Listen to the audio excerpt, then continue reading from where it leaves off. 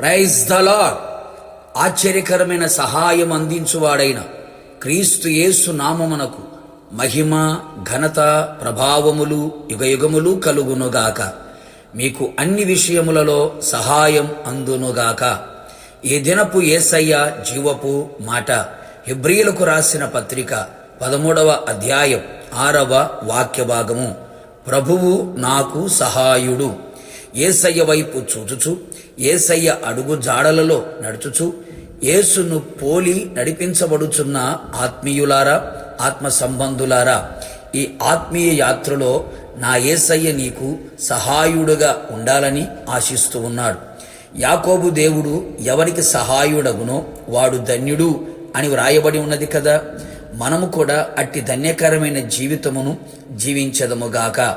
మన జీవితములో ప్రతి విషయములో యేసయ్య మనకు సహాయుడై ఉండాలని కోరుకుందాము. ఆయన మనకు సహాయకర్త, సహాయకరమైన కేడము. ఇంతవరకు ఎవరు నీకు సహాయము చెయ్యాలని కోరుకొని చివరికి సహాయము అందక నిస్సహాయుడవై నిరాశతో నిలిచిపోయావా? కన్నవారు, కడుపున పుట్టినవారు, తోడబుట్టినవారు, స్నేహితులు, బంధువులు, అధికారులు, రాజకీయ నాయకులు, అన్ని రంగములలో ఆరితేరినవారు ఎవరి ద్వారా మాట సహాయము, చేత సహాయము కలుగలేదు. సహాయము చేస్తా అన్నవారు చివరికి చెయ్యి విడిచిపెట్టేశారా? చివరికి బ్రతుకు కన్యల పరిమితం అయిందా? అవమానములతో తలదించుకున్నావా? నా ప్రియ దైవ జనాంగమా, ఆయనపై ఆధారపడిదము. నిరాధారులకు ఆధారము ఆయనే. అట్టి వారికి ఆయన సహాయుడై ఉన్నాడు. నిరాశ్రయులకు ఆశ్రయము ఆయనే. అట్టి వారికి సహాయుడై ఉన్నాడు. ఆయనే మన ఆధారం, ఆయన మన ఆశ్రయం.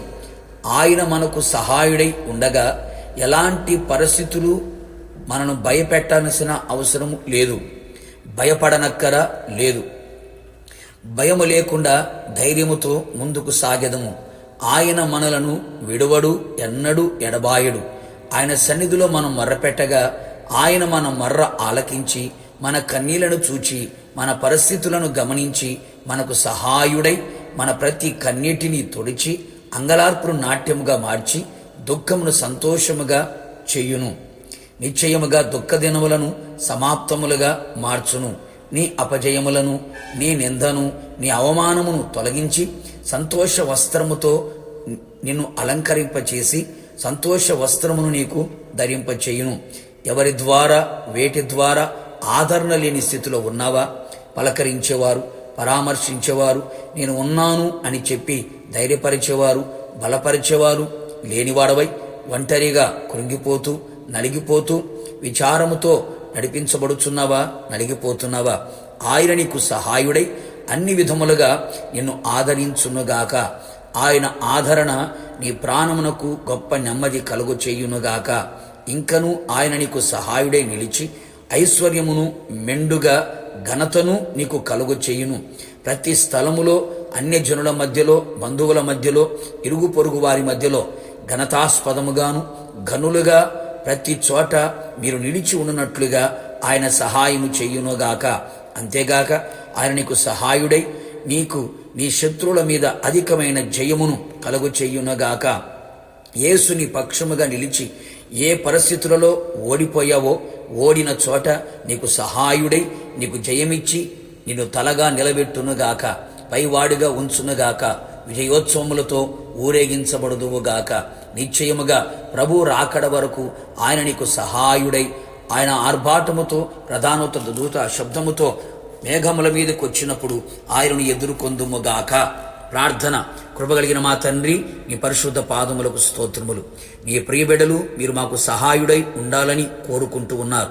నిశ్చయముగా వారందరి జీవితములలో మీరే సహాయుడై అంతవరకు నడిపించమని కోరుతున్నాం. యుగ సమాప్తి వరకు సదాకాలం మీతో కూడా ఉంటాను అని సెలవిచ్చిన దేవుడవు నిశ్చయముగా వారికి సహాయుడిగా ఉండి జయమును, ఆదరణను, దుఃఖమును సంతోషముగా మార్చి రాకడ వరకు నడిపించమని యేసు నామములో అడిగి పొందుకొని ఉన్నాము తండ్రి. ఆమెన్.